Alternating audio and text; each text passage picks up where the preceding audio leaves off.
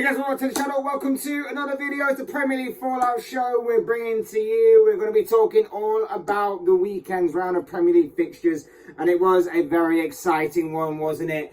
There was a lot of goals, lot of big results, some interesting ones, some pretty shocking and surprising ones as well.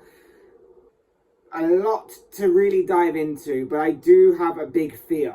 And my big fear is that we're going to have to talk about VAR, because I do feel like VAR is going to overshadow a lot of this video with the amount of controversial decisions that, of course, took place this weekend, with VAR playing a major role in a lot of what happened this weekend. And it's about time we talked about it, because what we should be talking about is the football side of things. We should be talking about Arsenal losing their perfect start to the season against Manchester United. We should be talking about an exciting but awkward goalless draw, shall we say, at Goodison Park in the Merseyside Derby between Everton and Liverpool. We should be talking about, Manchester City dropping points against Aston Villa. And we will, don't worry, we will. But VAR pretty much had a say in those games, and a lot more across the weekend as it played out. So we're going to obviously be diving into all of the top talking points to talk about from this weekend's round of Premier League fixtures. But before we go any further, I would like to remind you to please like the video and also subscribe if you're new. Both things are always and forever greatly appreciated. But for now, let's get into the video, and we're going to start things off with the Merseyside Derby. Yeah, that played out yesterday. Everton and Liverpool played out a goalless stalemate at Goodison Park, and it really was a tale of two goalkeepers.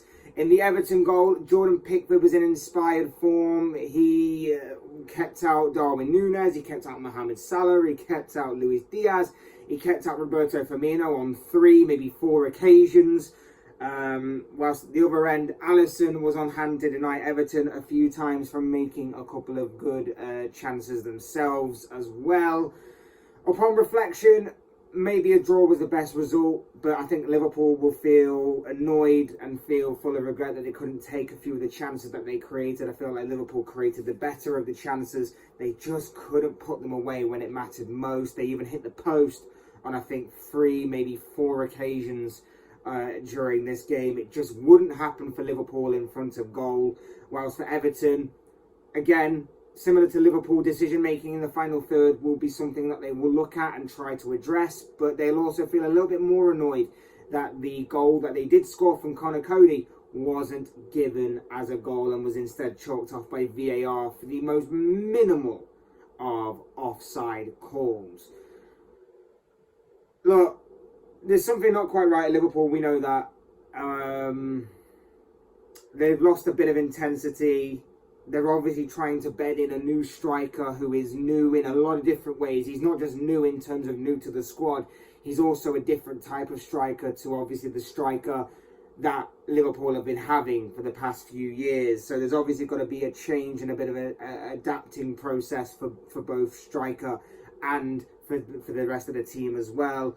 Add to that Liverpool's injury issues. They're starting to ease up a little bit now, touch wood, on that, and obviously there are a few signs that some players are coming back very, very soon. We of course saw Joel Matip return. We saw Diogo Jota come off the bench on Saturday as well. So it does appear that Liverpool are starting to slowly but surely get back to full strength. Add Arthur Melo, his obviously arrival on deadline day as well into the squad, and slowly but surely Liverpool's squad is picking back up in terms of numbers. But it's about the quality, and something is not quite clicking into play right now for Liverpool. You'd hope that maybe somewhere down the line it will, and it will start to click in, because if it doesn't, everything will be completely thrown out the window for Liverpool's season, even at this early stage. Like, the title still isn't completely gone, but dropping 9 points from their opening 6 games is not a good sign if you're title contenders. The only upside for Liverpool is that obviously both Arsenal and Manchester City dropped points this weekend, so that's at least something to go on. But Liverpool definitely need to pick up form, pick up performances and just start being more intense again as the games go on. For Everton, again, they'll look back at their decision making, particularly in the final third. Could it have been a bit more decisive, cutting edge, executed better, that kind of thing? But there were a few positives for them to take out from that game. I think Pickford's performance, like I say, was inspired. Typical kind of goalkeeping performance. I think it'll be back to normal next week, being, average. I'm still a little bit salty from it, I'll admit. But at the same time, no. If I'm being honest and neutral, Everton, pretty solid. Pickford was great, and I think that they can take a lot of positives from that game. Whether they build upon it or not remains to be seen. Obviously, it's a derby, so it's going to be different atmosphere, different intensity, different kind of demand from the fans and from the players. So we'll just have to wait and see if they can build on this, or whether it was just a kind of one performance, one result kind of thing for the Toffees. Moving on, Manchester City dropped points this weekend. They were at Villa Park against Aston Villa, a game in which a lot of people, including myself, assumed would be an absolute bloodbath and a mauling. Given the form City were in, given the red-hot form of one Erling Haaland, I kind of thought that City would absolutely tear this Aston Villa team apart, especially given how Villa had been poor in recent weeks. Defending has been poor for them, from their point of view. But it wasn't to be. It wasn't to be, because Villa managed to pull off a very good result, a draw in a game in which nobody really gave them a chance of doing. Erling Haaland may have got his inevitable goal to break the deadlock, but Leon Bailey in the second half managed to equalise and managed to rescue a point for Villa. Very good performance, or strong performance, should I say. I think City at times could be a bit critical and a bit guilty of maybe overplaying it at times, and I think some of their finishing in the final third left something to be desired at times. But I think it was a very good performance from Aston Villa. Obviously a very good point. It stops the rot a little bit, but I think they'll feel very, very, very hard done by, because it could have been even better for Villa. And this is where the controversy sets in, because Philippe Coutinho had a very well taken and legitimate goal that was ruled out for offside. Referees' incompetence strikes here. VAR cannot interfere in this because of how everything played out, but at the same time, referees' incompetence, and maybe a little bit of referees not fully knowing what they're looking out for in terms of offsides, or when to raise their flag or when not to raise their flag, and a bit of cross wires here or there, or maybe a lack of clarity in that kind of thing may have been at play here, because the setup is this. The setup is that the ball gets played across the penalty area of Manchester City. Coutinho has to track back on himself to retrieve the ball. He dances around the edge of the penalty area. He goes past a couple of City players before firing the ball into the back of the net. But the goal is not allowed to stand because the referee blows his whistle. Why does the referee blow his whistle?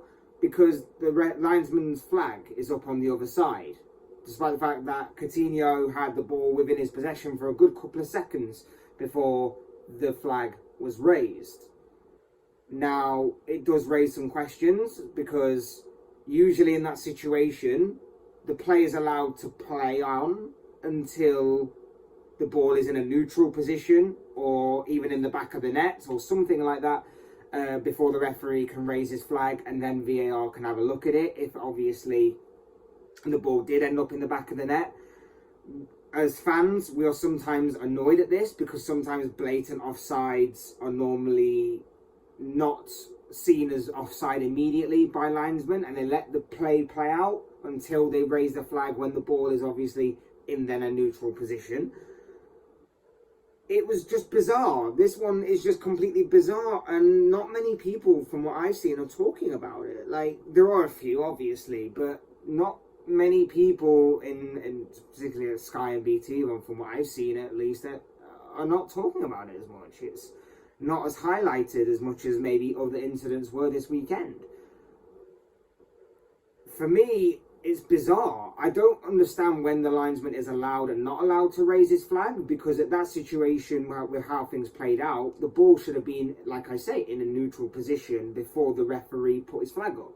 That's how linesmen have done it in the past, and although it may frustrate people, if it's not blatant, which this wasn't, because obviously Coutinho was onside, why does he raise his flag? Why does he raise his flag? And then why does the referee not acknowledge it, but still not blow the whistle until the ball is obviously played out to its course? Just bizarre to me, and City once again get away with it. And it's not for the first time this season that City have got away with it either. You remember the Crystal Palace game? Erling Haaland probably should have been sent off. Crystal Palace probably should have had a third goal that was ruled out for bizarre circumstances. It's not for the first time that City have been helped out by referees and VAR and linesmen and all sorts going on behind the scenes. It's something weird this season with them. Something very weird indeed. And yeah, they're not completely at it either, City. And I think teams are slowly but surely seeing that.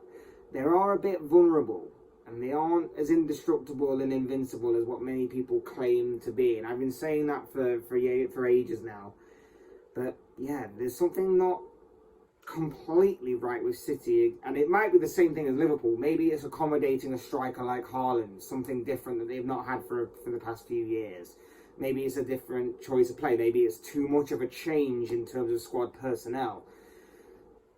Something not massively right at City, but it is more so right there than it is with Liverpool. But no, a very good point for Steven Gerrard and for Villa. They'll feel a bit annoyed though that the linesman sort of screwed them out of maybe getting more from this game than probably what they would have had, or what a lot of people would have said they would have got going into this game. Unfortunate for them, but a good point nonetheless.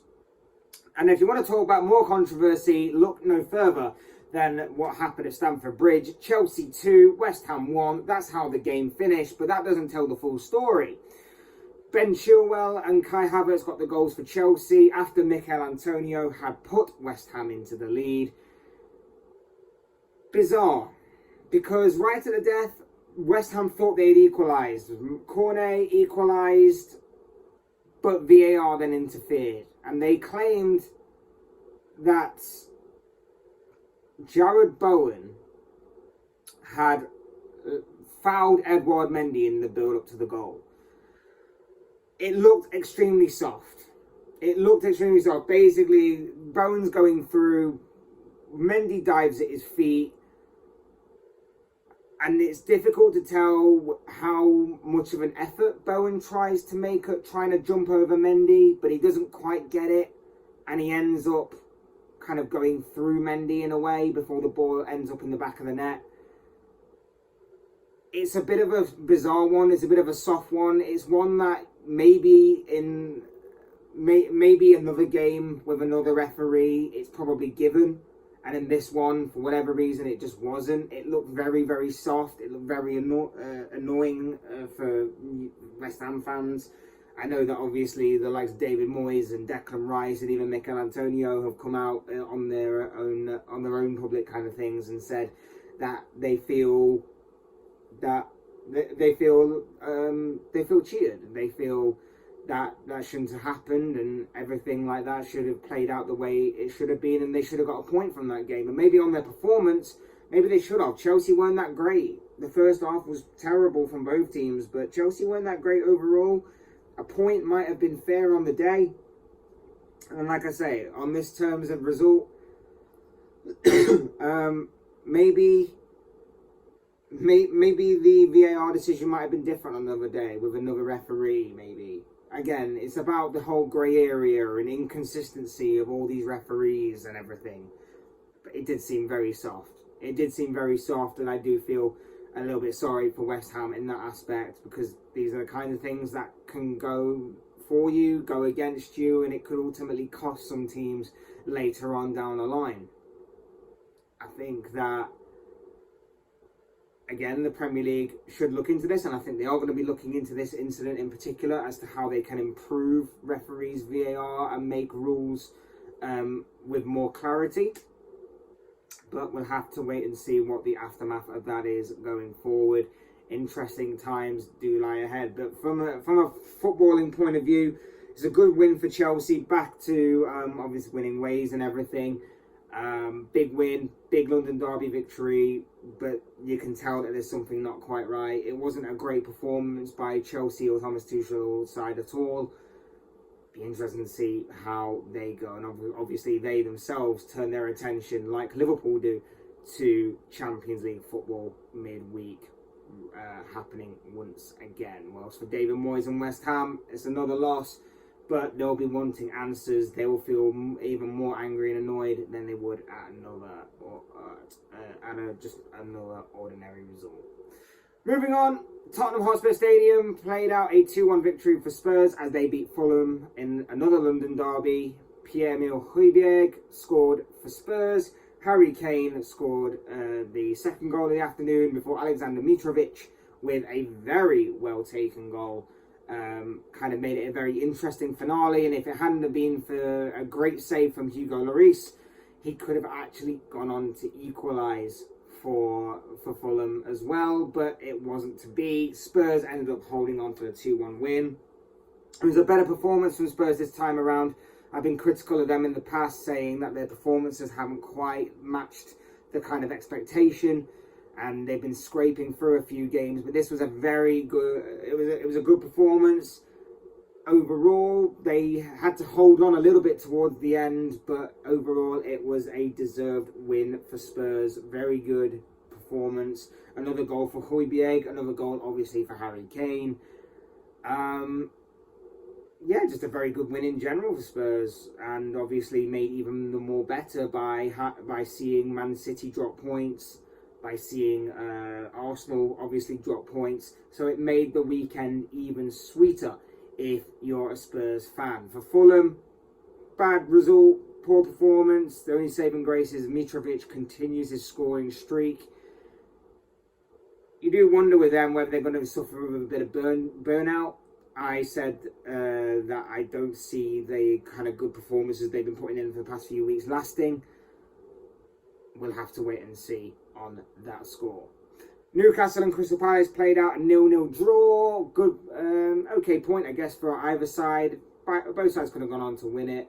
There was plenty of chances in this game, put it that way, but it just didn't happen for either side. The points shared there in the second of the two goalless draws this weekend. Brentford beat Leeds by 5-2. Great performance by Brentford. Ivan Toney in particular was fantastic all week, and if you do have him in your fantasy teams this weekend and maybe captained him and the few that he did, then I envy you, because like I say, he scored a great hat-trick, a penalty, a fantastic free kick, and then a beautifully composed chip into the back of the net. 3 perfect goals from Ivan Toney in their own right. Embuemo and Visa rounded off the scoring for the Bees, whilst Leeds responded with Sinistera and Rocker in the second half. For Leeds, just hasn't been the same since obviously that near perfect performance against Chelsea a few weeks ago. They've been rocking a little bit, they've stuttered a little bit. Maybe the wheels might be starting to come off under Jesse Marsh with this Leeds side. It'll be interesting to see how they bounce back next week. But for Brentford, again, it's another great victory for them, another good performance. Ivan Toney, like I say, phenomenal. If you can get just a bit more consistency behind him. But yes, with a bit more consistency maybe under his belt, I think Ivan Toney will definitely thrive this season. And, you know, could be someone to definitely consider for future weeks coming up in your fantasy football teams, maybe. Like I say, a bit more consistency in terms of goal scoring. But I know that Brentford, of course, like to share the goals around and everything. So, yeah, very good result by Brentford. Top class performance, and obviously a fantastic win nonetheless. Next up, we're at Molineux. Wolves beat Southampton by 1-0. I did say that Southampton do tend to struggle in these types of games. They're great when the odds are against them and they're against a team that not many people expect them to pick up a good result against. But in these types of games, when they're against teams that are in and around them in the table, that kind of thing, they do tend to slip up. And that is exactly what happened here. Daniel Podence scored on the stroke of half-time. He put Wolves into the lead, and from there, Wolves managed to hold out. Very good result for Wolves. Again, a bit more consistency wouldn't go amiss from these types of players. The likes of Pedro Neto, who's yet to fully wake up this season. Podence himself, maybe. Raul Jimenez, or whoever it is in an attacking third. Just a bit more of a cutting edge to their play in that area, because their build-up play and approach play is actually pretty good. It's just the final third. When it comes to the final third, sometimes their decision-making or their execution just sometimes can leave a lot to be desired. And obviously, in this game, it was enough to see them through with Daniel Podence's goal. But obviously, as we've seen this season, and maybe in future games coming up, it might not be enough to get them over the line in those types of scenarios. But a very good win for Wolves nonetheless. They stopped the rot of a winless run in the end. Very, very good on their part. Next, to a complete capitulation. Nottingham Forest 2, Bournemouth 3 at the City Ground. Forest went 2-0 up at half-time before falling apart in the second half. Philip Billing with a screamer. Dominic Solanke with the equaliser. And then Anthony with the winning goal. Complete capitulation. Self-destruction. Whatever you want to call it, from Nottingham Forest in that second half. They were very good in the first half. Very good into play. Very good attacking-wise.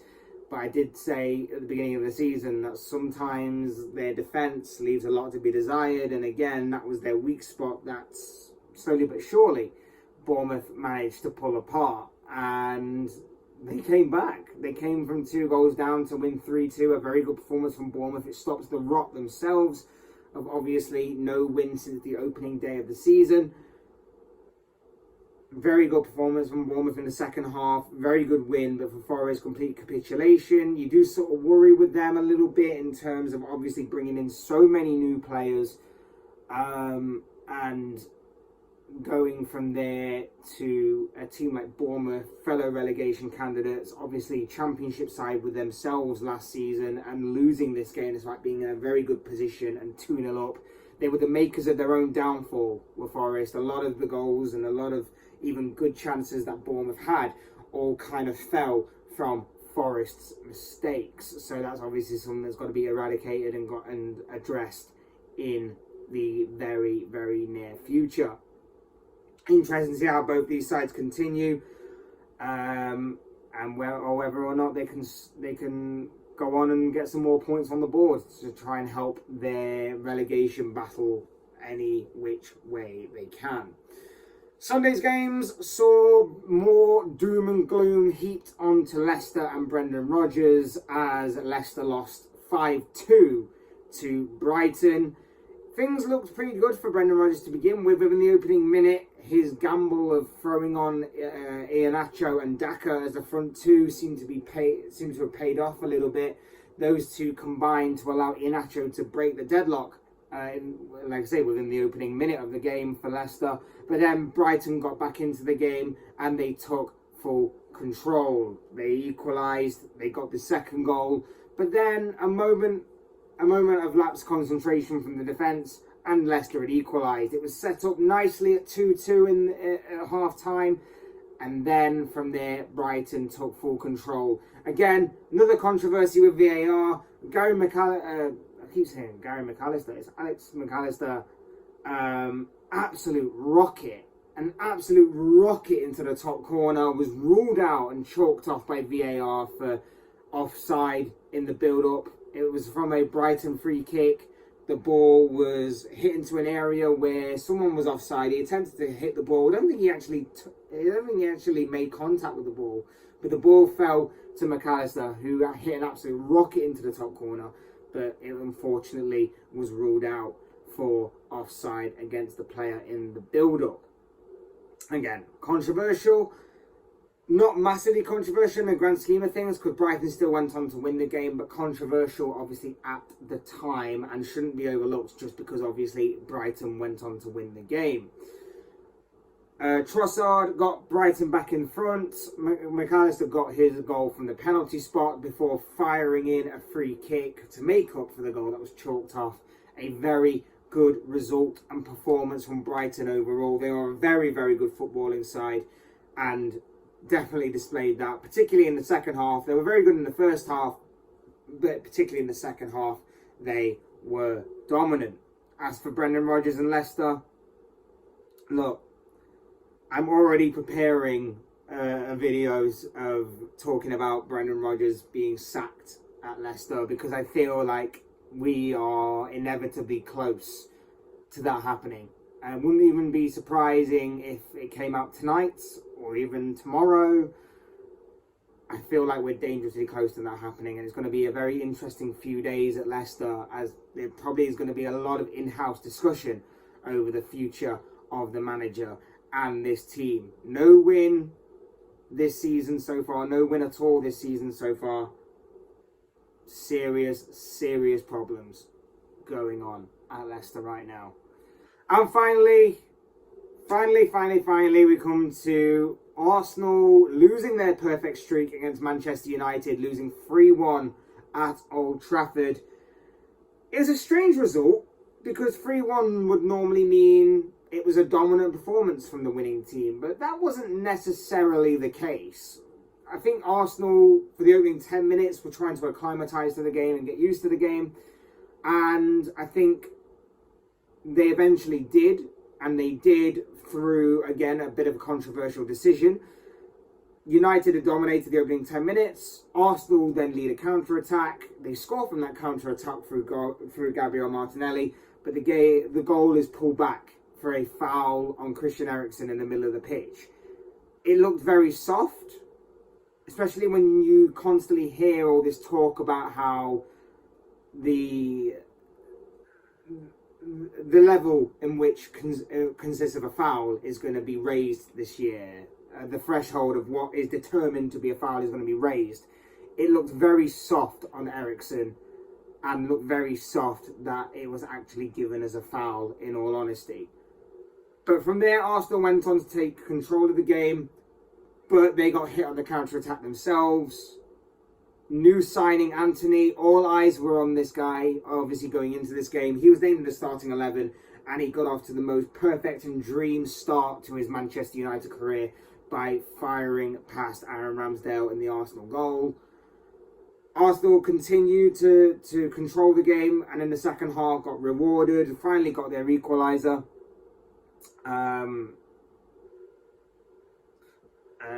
They finally got their equaliser through Bukayo Saka. But then Arsenal I feel like they threw too much at it way too early. I think Arsenal threw too much at the game way too early. Arteta's substitutions didn't really change the game much. And from there they got hit on the counter again. This time Marcus Rashford being played through, and he finished well beyond Ramsdale. The third time for the third goal, Eriksen gets played through, and he shows composure to play in Marcus Rashford, who fired into the back of the net. And both goals were basically set from Arsenal throwing too many men forward, getting caught out on the counter-attack, and that was the story of the game. United were happy to sit back, let Arsenal have the ball and hit them on the counter-attack, and that is what happened constantly once Arsenal took hold of the game. There were a few controversial moments. We talked about the goal. I feel like also Arsenal could have had a penalty in the first half. I feel like Martinez's challenge, I think it was on Jesus, could have been deemed as a penalty on another day, but not even VAR decided to look at that one for whatever reason. But it was a strange game because, like I say, United didn't play great. Arsenal were pretty good at times. They just lapsed. They had just had a lapse of concentration and composure in key moments that really cost them at times, and it cost them big moments. And like I say, finishing United just had more lethal finishing in the end. And that is all you can really say on that score. I think for Arsenal, it's a bit of a reality check for them. It's a bit of a knock down to earth for Arsenal. But at the same time, they can take some positives from this. And, you know, it's a ground which they don't have a particularly good record in anyway. A team they don't have a particularly great record with anyway in this type of situation, regardless of how United have been these past few years. But at the same time, Arsenal probably were the better side, but just couldn't make it count where it mattered most. And I think for United, not an amazing performance, but at the same time, it's another win under their belt. It's their 4th win in a row. It's a good streak they're building up. It's building up confidence. It's building up a mentality. It's building up something. It's just whether or not that it will continue. And what is going to be their mentality? What is their mentality going to be like when, of course, that kind of platform gets destroyed with one result? Will they build it back up again? Will they falter like they have done in the past? That remains to be seen. But a very good result for Manchester United. A very good 3 points, ending Arsenal's perfect start to the season. But of course, as I always say, these are just the thoughts, comments, opinions, predictions, feelings, whatever you want to call it, of this guy. What do you guys think? What do you make of the previous round of fixtures that has just played out in the world of football in the Premier League? What do you make of some of the talking points and goals and results that I've talked about? Mainly, of course, from VAR, because that overshadowed pretty much everything this weekend. I'd love to know your guys' thoughts, comments, opinions, predictions, feelings, whatever you want to call it, down below in the comment section, because I'm sure it'll all make for interesting reading. Otherwise, hit the like button on the way out if you enjoy the video. Subscribe if you're new and want to see more content like this. Both things are always and forever be greatly appreciated. And as always, thank you all so much for watching and listening. I've been Fletch. This has been another Fletch Talks video, a Premier League Fallout video. And I will see you all again soon in another video.